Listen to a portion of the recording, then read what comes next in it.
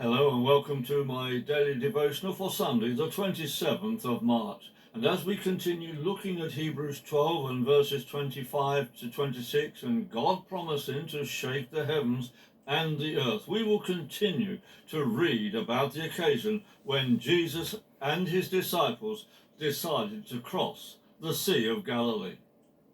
We read about it in Mark chapter 4 and verses 35 to 39. Being late in the day, Jesus said to them, "Let's go over to the other side of the lake." So they took him as he was and got into the boat, leaving the crowds behind. Other boats went with him. And there was a storm wind of hurricane force, causing the waves to crash over the boat and to fill it up with water. Now Jesus was asleep on a pillow in the stern.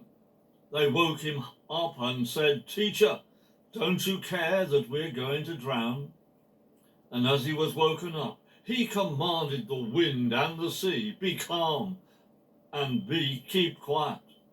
And the wind and the sea did as he commanded, and all became calm. The second thing to notice is that it was late in the day, possibly in the evening. The shaking that Jesus leads us into may be when we least expect it. It may be when we are tired and vulnerable.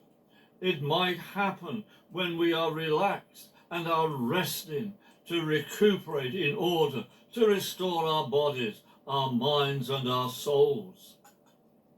When God leads us into shaking, he is very aware of the state that we are in, as was Jesus aware of the condition of the disciples in that boat. Thirdly, when the storm hit them, they were away from the vast majority of the crowd, though some boats had followed them.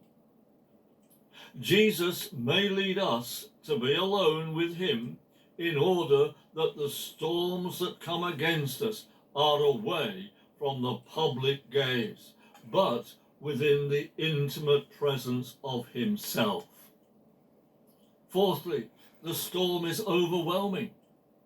Now, at least 4 of the disciples were hardened fishermen, well used to the sudden Galilean storms. However, even they feared for their lives. This was true for Moses and the people of Israel.